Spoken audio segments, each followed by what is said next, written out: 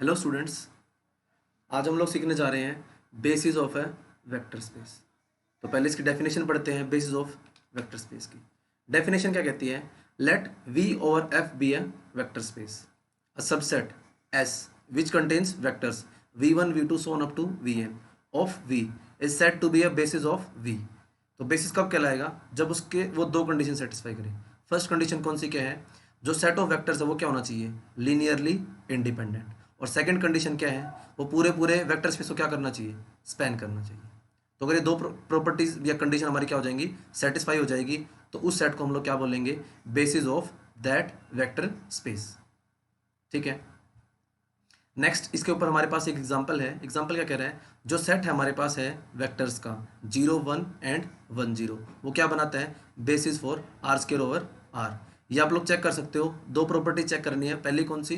कि जो ये सेट है वो क्या होना चाहिए? Linearly independent. ये आप लोगों को पता है कि पहले हम लोगों ने सीखा हुआ है कि कैसे चेक करते हैं लीनियरली इंडिपेंडेंट। और दूसरा क्या है कि ये क्या कर दे? इसको स्पैन कर दे। लास्ट वीडियो में हम लोगों ने स्पैन वाला भी सीख लिया था। तो नेक्स्ट हमारे पास इसमें आ रही है ऑर्डर्ड बेसिस। तो ऑर्डर्ड बेसिस क्या होती है? अगर हम बेसिस को किसी सर्टेन ऑर्डर में लिखते हैं तो उसको हम लोग क्या कहेंगे? Ordered basis. तो उसका एग्जांपल है, सेट है हमारे पास जिसके अंदर तीन वेक्टर्स हैं 1 0 0, सेकंड वेक्टर क्या है? 0 1 0, और थर्ड वेक्टर क्या है? 0 0 1। देखो हमने क्या एक ऑर्डर, स्पेसिफिक ऑर्डर लिया है ना। फर्स्ट हमने पहली पोजीशन में 1 रखा, फिर हमने सेकंड पोजीशन में 1 रखा, और फिर हमने क्या रखा? थर्ड पोजीशन पे 1 रखा। तो ये क्या बन गया हमारे पास? Ordered basis. उसके बाद क्या आता है? Coordinates of vector relative to the basis. तो देखो अगर आपके पास वेक्टर स्पेस है तो उसका कोई भी जो वेक्टर है वो हम लोग विद हेल्प ऑफ बेसिस क्या कर सकते हैं? लिख सकते हैं। ठीक है। तो यहाँ पे बेसिस हम लोगों ने ले ली v1 v2 so on up to vn, और एक आर्बिट्रेरी वेक्टर क्या ले लिया? v को हम लोग डिनोट कर सकते हैं v equal to a1 v1 plus a2 v2 so on up to an vn। तो जो ए आईज हैं यानी कि जो स्केलर्स हैं वो क्या हो जाएंगे हमारे पास? Coordinate of vector relative to that basis. तो अगर हम लोग बेसिस चेंज करेंगे तो ये कोऑर्डिनेट्स भी क्या होते रहेंगे? चेंज होते रहेंगे। नेक्स्ट हमारे पास बेसिस के ऊपर थ्योरम है। थ्योरम क्या कहती है? If S is v1 v2 vn is a basis of v over f। तो जो सेट है अगर ये बेसिस है v ओवर f का, then every element of v can be uniquely expressed as linear combination of v1 v2 so on up to vn and conversely. तो मतलब अगर हमारे पास एक बेसिस का सेट है तो हम लोग क्या कर सकते हैं? किसी भी एलिमेंट को v के हम लोग यूनिकली एक्सप्रेस कर सकते हैं इनके लीनियर कॉम्बिनेशन में। और दूसरा क्या कर सकते हैं? अगर हम लोग किसी भी एलिमेंट को किसी वेक्टर के हेल्प के से यूनिकली एक्सप्रेस कर सकते हैं तो जो सेट ऑफ वेक्टर्स है वो क्या बन जाएगा? बेसिस बन जाएगा। ठीक है। तो कन्वर्सली कैसे प्रूव करते हैं? आइडिया क्या है कन्वर्स प्रूव करने, डायरेक्टली और कन्वर्सली प्रूव करने का? तो हम लोग पहले फर्स्ट स्टेटमेंट एज्यूम करेंगे, सेकंड को प्रूव करेंगे, फिर सेकंड स्टेटमेंट एज्यूम करेंगे और फर्स्ट को प्रूव करेंगे। ठीक है। तो प्रूफ करते हैं हम लोग। पहले में क्या प्रूफ करना है? Uniquely express. Uniquely express proof करने के लिए हम लोग क्या मान लें कि दो अलग अलग तरीके से एक्सप्रेस कर सकते हैं, और फिर क्या कर देंगे? उन दोनों तरीकों को एक ही तरीका प्रूफ कर देंगे। ठीक है। तो प्रूफ मान लेते, प्रूफ कैसे आएगा? Let S is equal to v1 v2 so on up to vn is a basis of v over f। एक ये सेट हम मान लें किस चीज का? बेसिस का। और v हम लोगों ने स्मॉल v एक आर्बिट्रेरी वेक्टर ले लिया कैपिटल v का। तो v को हम लोग एक्सप्रेस कर सकते हैं लीनियर कॉम्बिनेशन में। ठीक है। तो इफ पॉसिबल दूसरे तरीके से भी ले सकते हैं। वो दूसरा तरीका क्या है? v equal to b1 v1 plus b2 v2 so on up to bn vn। जो ए आई और बी आई है ये कहाँ के एलिमेंट है? फील्ड के एलिमेंट्स। और फील्ड के एलिमेंट्स को हम लोग क्या कहते हैं? स्केलर्स। ठीक है। सेकंड में से हम लोग फर्स्ट को क्या कर देंगे? माइनस कर देंगे। तो 0 equal to a1 minus b1 times v1 plus a2 minus b2 times v2 plus so on up to an minus bn times vn। तो जो लेफ्ट हैंड साइड में जीरो है वो मैंने बोल्ड लेटर में लिखा है। ठीक है। ये क्यों लिखा है? क्योंकि जो ये जीरो है वेक्टर का जीरो, स्केलर वाला जीरो नहीं है। ये किसका जीरो है? वेक्टर वाला जीरो। ठीक है। तो अब आपको पता है कि जो हमारा बेसिस का सेट होता है वो क्या होता है? Linearly independent. और लीनियरली इंडिपेंडेंट की डेफिनेशन क्या है? डेफिनेशन ये है कि जो अगर सेट ऑफ वेक्टर्स उसको हम लोग किससे मल्टीप्लाई करें? स्केलर्स में। उसको क्या लिखें? Linear combination. अगर वो इक्वल टू क्या आता है? जीरो आता है, तो सारे के सारे स्केलर्स क्या होने चाहिए? जीरो होने चाहिए। तो अब देखो यहाँ पे स्केलर्स को हमने वेक्टर से मल्टीप्लाई करके उसको लीनियर कॉम्बिनेशन में लिखा है। जैसे a1 minus b1 v1 plus a2 minus b2 v2 plus so on up to an minus bn vn। ये इक्वल टू क्या आ रहा है? जीरो आ रहा है। अगर ये लीनियरली इंडिपेंडेंट होगा तो जो सारे स्केलर्स हैं वो क्या हो जाएंगे? जीरो हो जाएंगे। ये लीनियरली इंडिपेंडेंट है। क्यों है? क्योंकि क्या गिवन हमें? ये बेसिस गिवन है। ठीक है, तो सारे स्केलर्स क्या हो जाएंगे, जीरो हो जाएंगे। इसका मतलब a1 minus B one equal to zero, a2 minus B two equal to zero, an minus B N equal to zero. ये जीरो स्केलर वाला जीरो है, वो जो पहले जीरो था वो क्या था, वेक्टर वाला जीरो था। ठीक है, तो यहाँ से a1 equal to B one, a2 equal to B two, an equal to B N, तो सारे स्केलर्स इक्वली आ गए। तो इसका मतलब हम लोग क्या कर सकते हैं, सिर्फ एक ही तरीके से इसको क्या कर सकते हैं, एक्सप्रेस कर सकते हैं। दूसरा कन्वर्स इसका कैसे प्रूव करना है हमें, कन्वर्स में हमें क्या प्रूव करना है कि अगर हम किसी भी एलिमेंट को यूनिकली एक्सप्रेस कर सकते हैं with help of some vectors, तो जो सेट ऑफ वेक्टर्स बनेगा वो क्या बनाएगा, बेसिस बनाएगा। अब बेसिस बनाने के लिए हमें दो चीजें प्रूव करनी होती है, फर्स्ट कौन सी, लीनियरली इंडिपेंडेंट, और सेकंड कौन सी, एक्सप्रेस वाली। एक्सप्रेस वाली चीज यहाँ पे पहले ही गिवन है कि यूनिकली एक्सप्रेस कर सकते हैं, तो हमारा काम क्या रह गया, सिर्फ उसको क्या प्रूव करना है, लीनियरली इंडिपेंडेंट प्रूव करना है। ठीक है, अब हमारे पास V ओवर F क्या है, वेक्टर स्पेस है, तो वेक्टर स्पेस है उसका कोई ना कोई क्या होगा, जीरो एलिमेंट ही बिलोंग करेगा, तो हम लोगों ने मान लिया let zero belongs to V।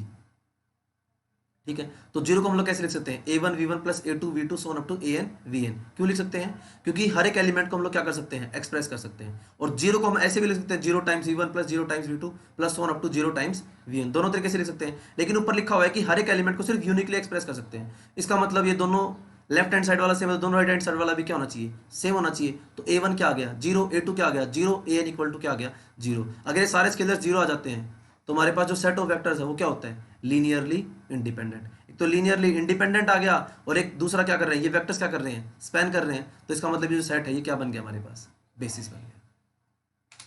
ठीक है, अब कुछ थ्योरम इनके प्रूफ पे नहीं हम लोग जाएंगे, थ्योरम की स्टेटमेंट पे जाएंगे। फर्स्ट थ्योरम क्या है, एग्जिस्टेंस थ्योरम। ये क्या कहती है कि हर एक फाइनाइटली जनरेटेड वेक्टर स्पेस के लिए हमारे पास क्या है, बेसिस है। दूसरी थ्योरम क्या कहती है, अगर हमारे पास सेट ऑफ n वेक्टर्स हैं और उसमें हम लोग अगर एक वेक्टर और ऐड कर देते हैं n प्लस वन, जो प्लस क्या वो वेक्टर है वो उसी वेक्टर स्पेस में से होना चाहिए, किसी दूसरे में से नहीं होना चाहिए, तो वो सेट हमेशा क्या हो जाएगा, लीनियरली डिपेंडेंट। और तीसरी क्या कहती है, जो अगर कोई फाइनाइटली जनरेटेड वेक्टर स्पेस है तो उसकी कोई भी अगर दो बेसिस लेते हैं तो दोनों में जो नंबर ऑफ एलिमेंट्स हैं वो क्या रहने वाले हैं, सेम रहने वाले हैं।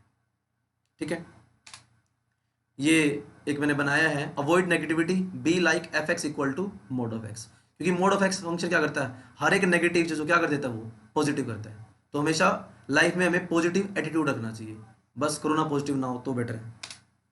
नेक्स्ट हमारे पास आती है मैक्सिमल लीनियरली इंडिपेंडेंट सेट। ठीक है, तो देखो डेफिनेशन में ही इसकी जो नेमिंग में ही छुपी हुई है इसकी डेफिनेशन, क्या क्या लिखा हुआ है, मैक्सिमल लीनियरली इंडिपेंडेंट सेट। तो हम लोग राइट हैंड साइड से स्टार्ट करते हैं, तो पहले तो क्या होना चाहिए, इंडिपेंडेंट, लीनियरली इंडिपेंडेंट सेट होना चाहिए, और दूसरा क्या होना चाहिए, मैक्सिमल होना चाहिए। तो डेफिनेशन क्या है, let S be a subset of vector space V over F, then S is said to be maximal linearly independent subset of V if no superset of S other than S itself is linearly independent। मतलब इसका कोई भी superset linearly independent नहीं होना चाहिए। अगर इसका कोई भी सुपरसेट लीनियरली इंडिपेंडेंट नहीं होगा तो ऑटोमेटिकली क्या बन जाएगा, मैक्सिमल लीनियरली इंडिपेंडेंट सेट। ठीक है, इसके ऊपर थ्योरम है, जो मैक्सिमल लीनियरली इंडिपेंडेंट सेट होता है वो हमेशा क्या बनाता है, बेसिस बनाता है। ठीक है, नेक्स्ट हमारे पास आता है मिनिमल जनरेटिंग सेट।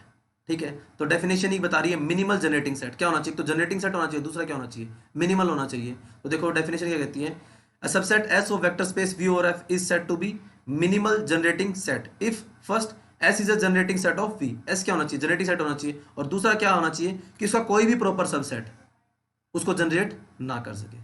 तो कोई प्रॉपर नहीं कर पाएगा तो इसका मतलब सबसे छोटा सेट वही है, इसलिए वो क्या बन जाएगा, मिनिमल जनरेटिंग सेट। इसके ऊपर थोड़ी कहती है, जो मिनिमल जनरेटिंग सेट है वो हमेशा क्या बनाता है, बेसिस बनाता है। ठीक है, इन दोनों को हम लोग सीखते हैं इस एग्जाम्पल की हेल्प से। एक सेट ले लिया हम लोगों ने S, वो सेट क्या है 1001। ठीक है, अब देखो ये सेट लीनियरली इंडिपेंडेंट तो है, लेकिन क्या ये मैक्सिमल लीनियरली इंडिपेंडेंट सेट है? ये दोनों जो वेक्टर्स है वो कहां के वेक्टर्स हैं, r³ ओवर r के। ठीक है, तो ये जो सेट है ये लीनियरली इंडिपेंडेंट है, पर ये मैक्सिमल लीनियरली इंडिपेंडेंट सेट नहीं है। क्यों नहीं है, क्योंकि अभी पीछे आपने थ्योरम पढ़ी थी, जो मैक्सिमल लीनियरली इंडिपेंडेंट सेट है वो क्या होता है, बेसिस की तरह काम करता है। तो देखो अगर r³ ओवर r है, ठीक है, तो क्या ये दोनों उसको लीनियरली इंडिपेंडेंट तो है, पर क्या ये R3 को जनरेट कर पाएंगे, नहीं कर पाएंगे। तो इसमें हमें एक वेक्टर और ऐड करना पड़ेगा। वो वेक्टर क्या मान लेते हैं, 0 0 1। अगर वो वेक्टर इसमें क्या करते हैं, हम लोग ऐड कर देते हैं, तो जो सेट बन जाएगा हमारे पास क्या बन जाएगा, 1 0 0 0 1 0 0 0 1। अब वो सेट लीनियरली इंडिपेंडेंट भी है और स्पैन भी कर रहे हैं, तो क्या बन जाएगा, बेसिस बन जाएगा। ठीक है, इसी तरीके से दूसरे पे आते हैं, t इक्वल टू 1 0 0 1 1 0 1 1 1 1 2 4। अब ये देखो सेट जनरेटिंग सेट तो है, क्योंकि ये कोई भी एलिमेंट अगर आप r क्यूब ओवर r का लोगे तो उसको क्या कर देगा, ये जनरेट कर देगा। पर क्या ये मिनिमल जनरेटिंग सेट है, नहीं है, क्योंकि मिनिमल जनरेटिंग सेट हमेशा क्या बनाता है, बेसिस बनाता है। पर देखो इसमें 4 एलिमेंट्स हैं, लेकिन इसके बेसिस में एलिमेंट्स कितने होने चाहिए, r क्यूब और r के में 3 होने चाहिए। तो अगर इसमें से हम लोग 1 2 4 वाला एलिमेंट हटा देते हैं तो जो सेट बचेगा 1 0 0 1 1 0 1 1 1, वो क्या बन जाएगा हमारे पास, मिनिमल जनरेटिंग सेट। ठीक है, तो आज के लिए इतना ही। अब आपके लिए होमवर्क है। होमवर्क क्या है, 2 क्वेश्चन है, आपको चेक करना है कि ये बेसिस बनाएंगे या नहीं बनाएंगे। तो बेसिस के लिए आपको क्या करना है, इसको चेक करना है कि एक तो ये पूरे पूरे आर क्यूब और आर को स्पैन कर रहा है या नहीं कर रहा, और दूसरा क्या है, जो सेट्स हैं हमारे पास वो क्या है, लीनियरली इंडिपेंडेंट। तो थैंक्स फॉर वॉचिंग।